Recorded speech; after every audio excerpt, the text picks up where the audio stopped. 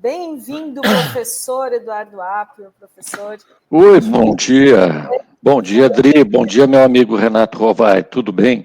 Mais uma vez, um prazer e uma honra estar com vocês aqui nesse programa, nesse espaço de resistência, né, contra esse bloco monolítico de ignorância que falou assinar agora há pouco, né? Realmente difícil, né, você ter um espaço onde a razão, né, e o bom senso predominem, e vocês têm feito isso, têm feito essa crítica diária aí, né? Trabalho heróico. Obrigado por me abrir o espaço e uma honra estar com vocês. Vamos falar sobre o que, meu amigo Rovai? Eu queria falar um pouco sobre a denúncia contra o Bolsonaro. Você estava outro dia aqui conosco assistindo, mandou um superchat e disse, olha, Rovai, essa denúncia é um primor. Li ela aqui, considero muito... Eu também achei a mesma coisa, mas eu queria ouvir de você, que é um jurista, né? Os motivos que te levaram a escrever isso. O motivo é bastante simples, Rovai. Como você sabe, e nós já conversamos sobre isso, eu trabalhei 3 anos como promotor, então 3 anos fazendo denúncias criminais e ajudando a conduzir investigações aqui no Paraná. O fato é que a denúncia, a cada fato que ela enuncia, a denúncia muito claramente aponta as provas. E as provas, claro, que elas vão estar sujeitas ao chamado contraditório, ou seja, né, a parte contrária agora, inclusive, já está com o prazo correndo, e eu não sei se esse prazo dos 15 dias, eu não acompanhei, Rovai e Dri, se ele termina antes do Carnaval, mas está na iminência de finalizar esse prazo que permite a ampla defesa e o contraditório, e em que o ex-presidente Bolsonaro e os demais acusados vão apresentar uma defesa preliminar, uma defesa prévia, visando contraditar os argumentos do Procurador-Geral da República, o doutor Gonê. Se esses argumentos forem fortes o suficiente, e eles têm que ser considerados quando o Supremo for fazer a análise do recebimento da denúncia, claro que isso pode ser algo favorável, mas o desenho geral realmente torna muito difícil, na minha percepção, do ponto de vista de um professor, não de um juiz, de um professor, lendo a denúncia, as 236 laudas muito bem colocadas, todas apontando fatos concretos, situados numa linha do tempo, né, como falou o próprio Lenny Streck, né, uma coerência, existe uma história que foi contada, uma literatura ali, e que não é a mesma literatura, eu posso afiançar a todos vocês que estão nos ouvindo, do que aquelas denúncias feitas contra o nosso atual presidente Lula, quando era ex-presidente, e eu li aquelas denúncias que tinham 200 e poucas laudas do triplex e outras contra Lula, lá não, aquilo era um fake news, porque não se identificava ato de ofício, aquilo era um exercício de criatividade, era mais da metade da denúncia contando a história da corrupção no mundo, no Brasil especificamente, desde 1500, então aquilo era um pastel de vento, de fato, você lia aquela denúncia e dizia, meu Deus, como é que alguém recebeu essa denúncia? Mas aí, claro, quem recebeu a denúncia na época foi Sérgio Moro e fica explicado. Mas, nesse caso específico, a decisão vai ser do Supremo Tribunal Federal e os fatos também enunciados. A regra geral, para aqueles que não acompanham a área do direito, é a seguinte: na dúvida, nesses casos, havendo dúvida, se recebe a denúncia. Tem um princípio, certo ou não, mas é um princípio da nossa jurisprudência aqui no Brasil, desde muito tempo, mais de 100 anos, de que, havendo indícios suficientes de autoria, e nesse caso os indícios são suficientes, me parece, enfim, falando como professor, e a materialidade do crime, a qual está estampada lá, tanto nas conversas, como também nas atitudes, isso é suficiente para o recebimento da denúncia. Então, eu te diria, assim, com um grau de acerto de provavelmente 99%, que essa denúncia deve ser recebida, sim, né? Não por razões políticas, por razões técnicas, porque o princípio é esse, é indúbio pro societate, se diz, na dúvida pro sociedade, se recebe a denúncia e se faz ali, né, a possibilidade de que a defesa produza prova, a acusação, claro, vai novamente produzir prova. Nesse processo nós temos uma peculiaridade, porque as provas são documentais, então tem a questão da delação do Mauro Cid, que vai ser avaliada, e a jurisprudência do Supremo é a seguinte, que uma delação, uma única delação de uma única pessoa, isoladamente, não pode levar à condenação de ninguém, né? E não poderia levar nem mesmo ao recebimento da denúncia. É um argumento que eles estão usando muito, né? Uma delação não leva, mas se essa delação estiver acompanhada de diálogos de WhatsApp, mas não é uma só, né, Apio? A gente tem ali a delação do Cid, mas tem o testemunho dos ministros militares, do Exército tem o WhatsApp, e da Aeronáutica, dizendo que foram convocados, atestando aquelas informações. Tem outros depoimentos, tem áudios e vídeos que atestam tudo que está sendo dito na delação. Quer dizer, o conjunto de provas me parece irretocável. E o Bolsonaro foi ao programa do Léo Dias e ele fala com a maior cara de pau. Não tem nada ali, é tudo uma narrativa. A gente também não está tendo... parece que e muita gente acredita nisso. Parece que a esquerda e própria mídia não conseguiram ainda montar esse quebra-cabeça de forma simples para as pessoas. É tanta informação que parece que não tem nada. São fato, milhares e milhares de áudios, né, de WhatsApp, mensagens, e aí cada hora vai saindo, inclusive, uma informação nova. Uma delas é absurdo. O cara estava com a arma para matar o Alexandre de Moraes, estava pedindo autorização. Tem diálogo mostrando como não. Não, o que eu te digo é isso, do ponto de vista acadêmico, falando como professor, e é isso que eu vou falar na aula de hoje, lá com os meus alunos na faculdade, o conjunto probatório, ele tem indícios mais do que suficientes para o recebimento da denúncia.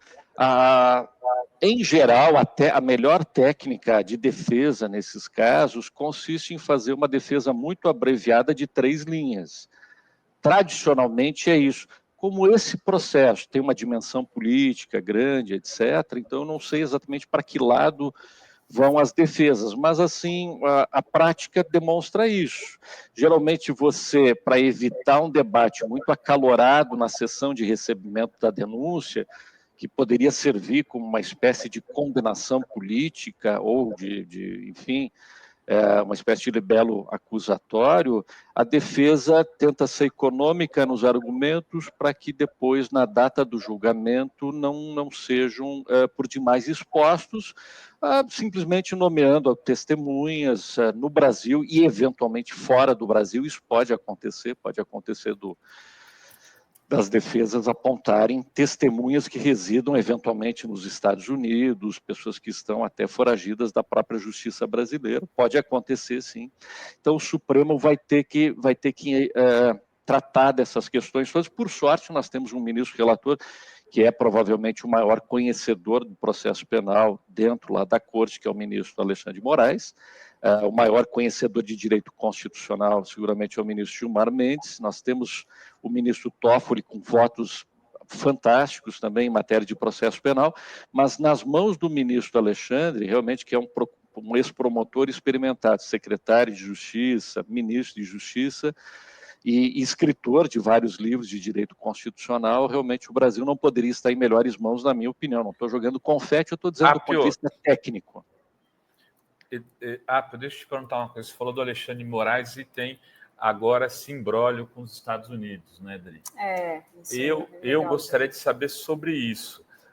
Qual o risco que o Alexandre de Moraes está correndo com essa tentativa de criar uma lei bananinha lá, que é a lei que vai pegar o passaporte de Moraes, pegar patrimônio, impedir ele de entrar no país, enfim, uma série de ameaças que podem vir a ser patrocinados pelo governo Trump, inclusive tentando inibir que as plataformas sejam regulamentadas aqui no Brasil, que tenham que prestar,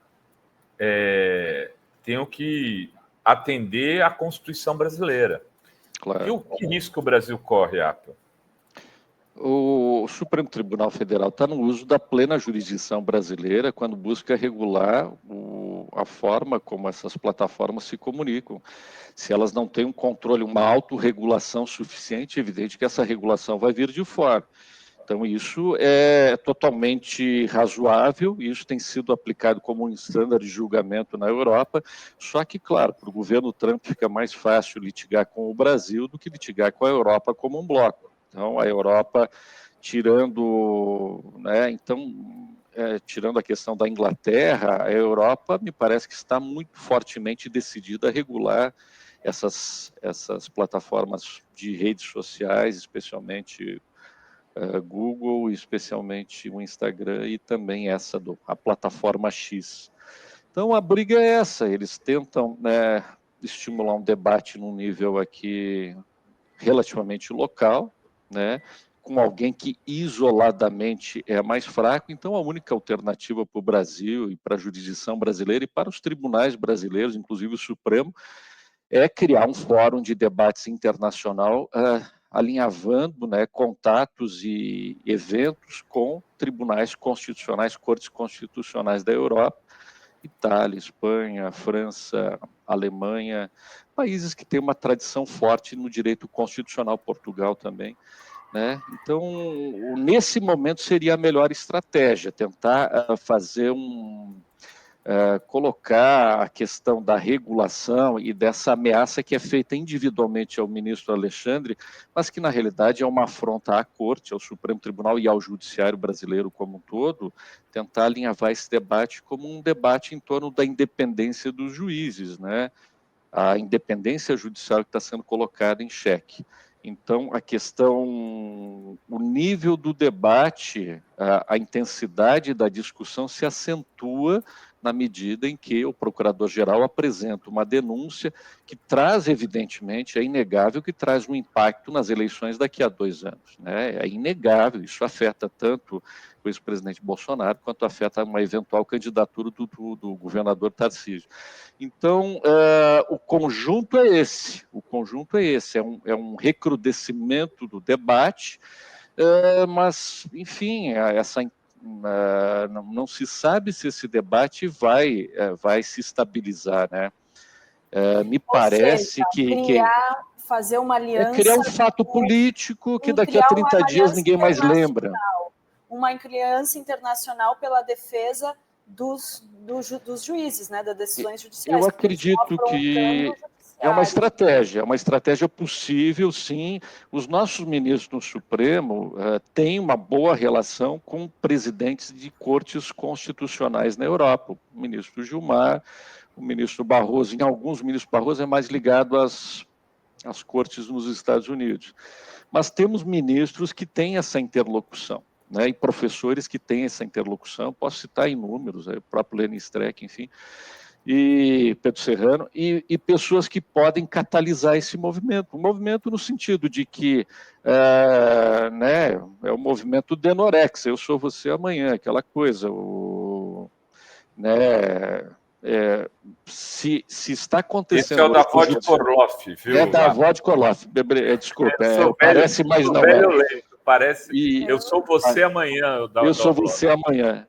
E aí, fazendo a propaganda já indireta de uma boa vodka, de uma boa vodka russa, Stolichnaya, mas o fato é esse. O que está acontecendo hoje com o Supremo Tribunal Brasileiro deve acontecer no futuro com as cortes constitucionais na Europa, e obviamente que, tirando o caso da Inglaterra, elas têm que estar preparadas, alinhadas e em sincronia, em sinergia perfeita para resistir a esse ataque, que é um ataque, em última análise, à democracia. São pessoas que não foram eleitas, né? Elon Musk é um dos casos, uma pessoa que não foi eleita, todas essas pessoas que exercem hoje uma atividade política, já que hoje todo mundo tem um celular na mão, essa é a realidade, né? Todo mundo está conectado, você sai na rua, em qualquer circunstância, todas as pessoas estão conectadas, né? Em qualquer região remota do Brasil vai ter alguém conectado. E, portanto, isso cria né, um cenário paralelo, uma dimensão paralela virtual em que, né, não pode redundar numa democracia virtual. Não é pelo fato de todas as pessoas estarem conectadas a uma rede mundial que isso significa que nós tenhamos um Estado paralelo e que tenhamos também uma realidade democrática paralela. Não. Nós temos que separar um mundo ficcional, um mundo virtual, do mundo real. O mundo real, onde as pessoas comem, bebem, se vestem, tomam transporte público, é um mundo diferente do mundo virtual. Então, isso que não dá é para fazer essa, né, esse casamento perfeito, essa fusão entre um mundo virtual e um mundo real. Né? No mundo real, o Supremo Tribunal Federal está sofrendo críticas, está sofrendo uma pressão aí junto, né, da presidência da República nos Estados Unidos, mas se mantém absolutamente dentro da sua jurisdição, nada vai mudar. Né? As decisões do ministro Alexandre e dos demais ministros vão ser cumpridas com absoluta tranquilidade, serenidade, e eu fico pasmo é que todos os órgãos de imprensa não estejam exatamente exigindo isso, dizendo, não, olha, Brasil para os brasileiros, a jurisdição brasileira é hoje o traço mais evidente da nossa soberania, né? Porque ela é impositiva, ela se utiliza de uma força. Agora, claro que isso também vem no momento de uma debilidade política do atual governo, que foi criada artificialmente, já, como todos nós sabemos, desde aquela história do câmbio do Campos Neto ali no final do ano, de 6,20. Então, se criou alguns fake news, né, a questão do Pix, enfim, se criou um cenário. Então, isso é fruto de uma inteligência real, uma inteligência externa, e essas pessoas aqui que foram acusadas no Brasil são peões nesse tabuleiro, enfim, são pessoas aí que não têm nenhum compromisso, como o Sérgio Moro, como o Dallagnol, nunca tiveram compromisso nenhum com o judiciário e a soberania brasileira, muito pelo contrário.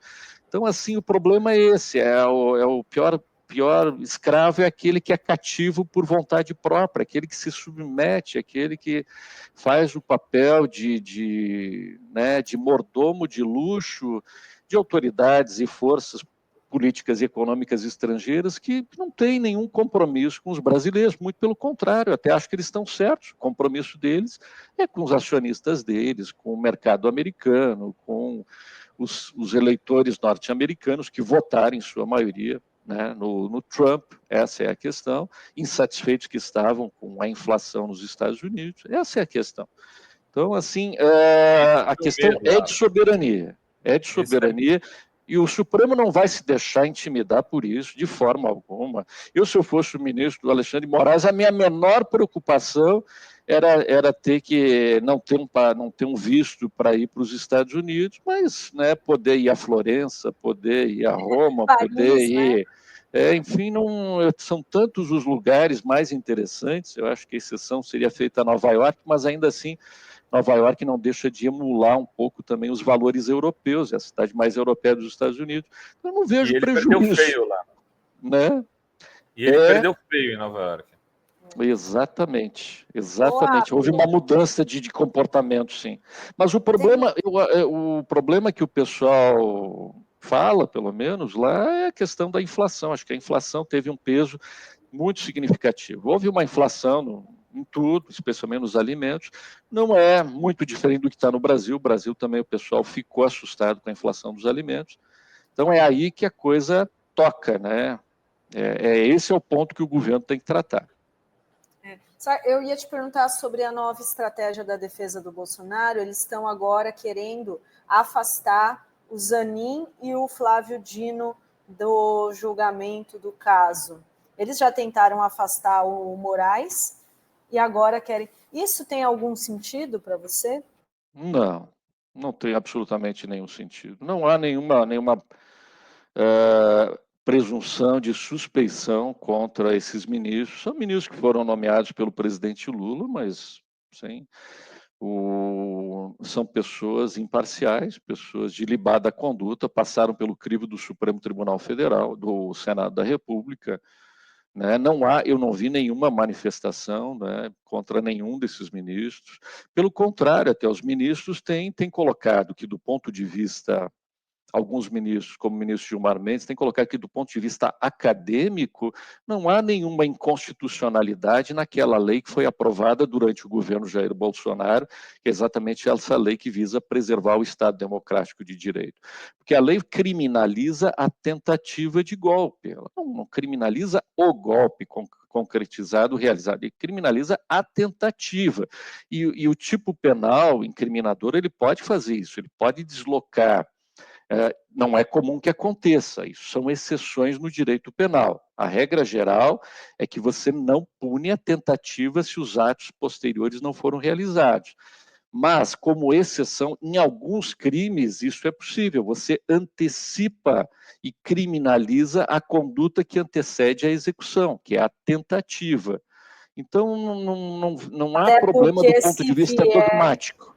Se for um golpe, inclusive, não tem nem como ele ser julgado, né, Apio? Porque aí os vencedores do golpe estarão no poder e como que eles vão... Claro. A técnica legislativa foi aquela, tanto é verdade que foi editada no governo Bolsonaro. Então, quer dizer, não há inconstitucionalidade. O ministro Gilmar foi muito claro sobre isso, já até antecipou um pensamento dele sobre o assunto, como grande jurista que é. Então, o espaço, né, para as defesas realmente é muito, muito, muito restrito nesse caso, pela leitura que eu fiz dessa denúncia, que está muito bem feita. Foi a melhor denúncia que eu já li até hoje. Eu não estou politizando o tema, nem endossando a denúncia, os fatos, nem dizendo como os juízes devem julgar. Estou falando como professor de direito penal e processo penal.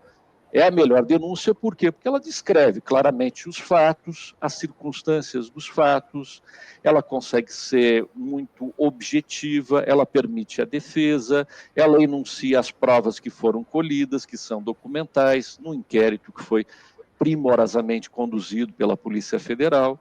Então, assim, os fatos foram complexos, mas a investigação foi muito bem feita.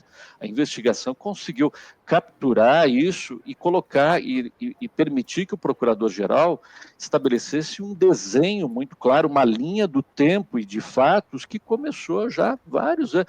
Praticamente, né, Dri Rovai começou desde a posse do ex-presidente Bolsonaro, né, com a questão de que as urnas eletrônicas, então começou como um papo meio, né, no vácuo, assim, as pessoas estranharam, mas o sujeito recém se elegeu através de uma urna eletrônica, e aí ele começa no dia seguinte a questionar as urnas eletrônicas, né, que tipo de inteligência é essa, de onde que vem esse tipo de proposta e de argumento, né?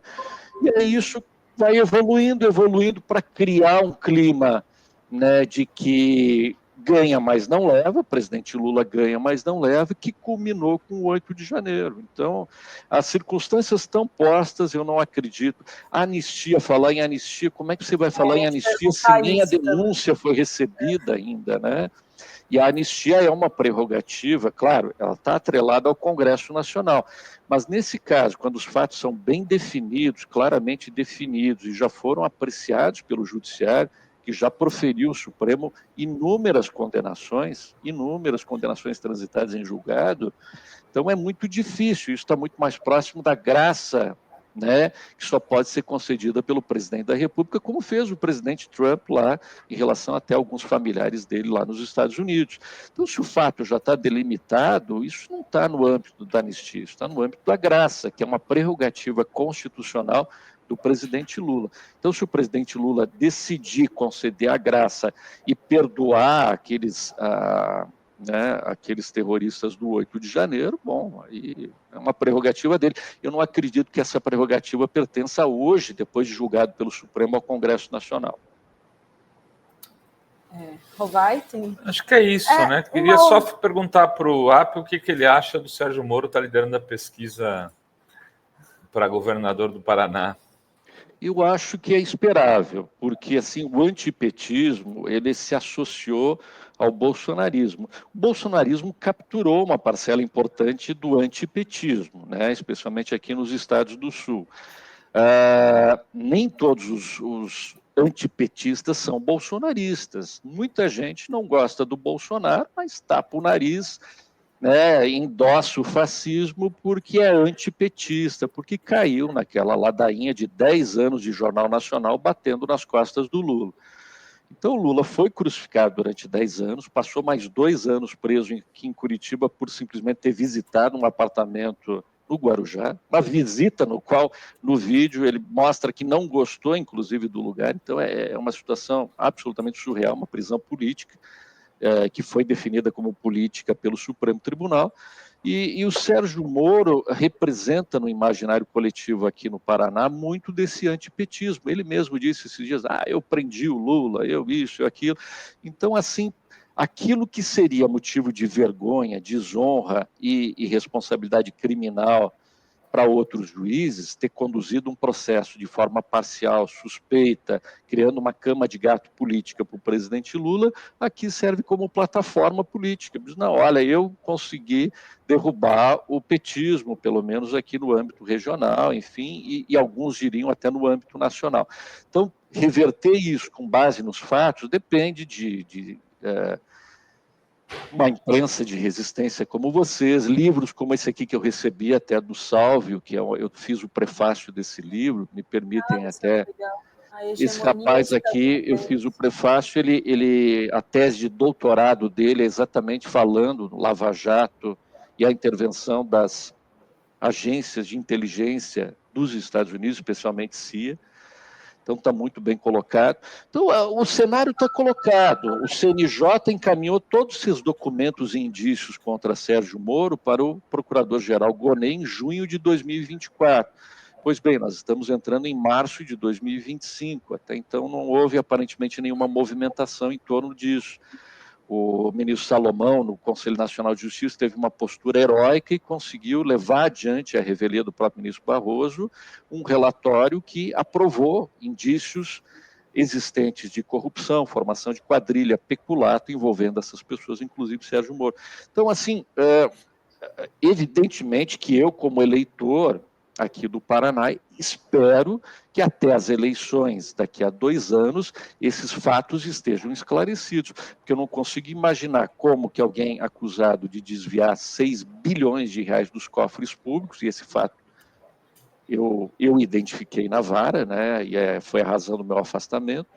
Então, como que uma pessoa assim se cacifa para candidatura ao governo do Estado, onde ele vai gerir alguns trilhões de reais. Então, isso é realmente muito sério. Espero que até lá isso esclareça para o bem ou para o mal.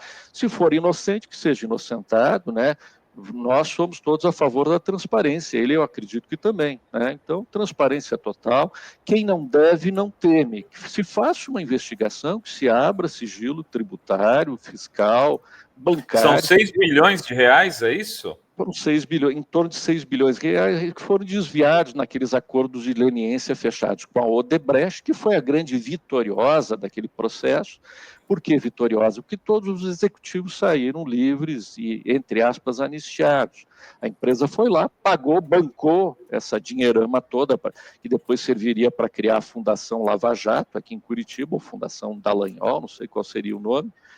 E essa Fundação Dallagnol só não foi constituída com esse dinheiro que foi desviado da Odebrecht e outras, graças à intervenção prodigiosa do nosso ministro Alexandre de Moraes, Alexandre o Grande.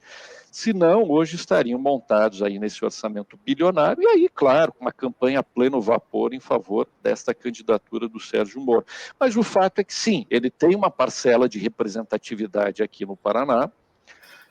A diferença, ele ganhou uma vaga no Senado Federal na última eleição por uma diferença muito, muito, muito pequena em relação ao candidato supostamente apoiado pelo Bolsonaro, mas na verdade o ex-presidente Bolsonaro não veio até o Paraná endossar a candidatura, né? Foi um movimento um tanto estranho, ficou ambíguo, ele simplesmente saiu da discussão e o candidato dele na época, do Jair Bolsonaro, acabou ficando, salvo engano, 4 pontos de diferença atrás do Sérgio Moro.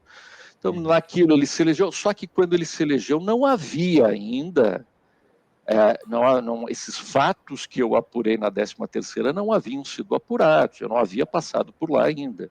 Então, isso também faz uma diferença. Isso foi apurado, foi mandado ao CNJ. O ministro Salomão poderia tranquilamente jogar para debaixo do tapete, mas não. Conduziu, levou adiante, investigou, inclusive afastou desembargadores do TRF da 4ª Região. Então, não é pouca coisa. Determinou o afastamento da Gabriela Hart. Então, assim, o resultado desse esforço hercúleo, que não foi só meu, foi do ministro Salomão e de outros personagens dessa história, claro que é um esforço que também não pode ser jogado no ralo da pia, né, no vaso sanitário. Eu acredito que foi um trabalho difícil, um trabalho sério, levado sem segundas intenções, com amor ao país, pelo menos eu conduzi as coisas dessa forma, com amor ao país, ao Brasil, e o resultado disso está lá, então, com o Dr. Gonê, desde junho de 2024. Eu imagino, então, que até 2026, né, nós tenhamos uma solução para o caso, ou a favor da inocência do Sérgio Moro, ou pela condenação, mas que se tenha, que se diga, olha, afinal de contas, o sujeito desviou esse dinheirama toda lá para os Estados Unidos para voltar para o Brasil, para a Fundação Lava Jato, naquilo que o CNJ chamou de sistema de cashback, ou seja, você dá um tanto e volta outro tanto, que é corrupção, obviamente. Ou então são inocentes e eu sou o primeiro a levantar a mão e pedir escusas. Se forem julgados inocentes, eu serei o primeiro a dizer, olha, me equivoquei, achei que os caras eram traidores da pátria e não são. Serei o primeiro a reconhecer o erro. Muito bem, muito obrigado, Apio. Quero te agradecer aqui. Deixa eu ler um superchat para o Apio. A Valéria manda aqui, grande Apio, eu ficaria horas te ouvindo. Obrigada. Mas olha... Nem a minha mãe consegue ficar horas me ouvindo. Isso é ilusão. Legal. Mas um grande abraço a todos, viu, pessoal? Obrigado, Rovai, obrigado, Dri. Uma boa semana e carnaval para vocês. Para você também. Obrigado, Tudo você de bom, também. até a próxima. Tchau.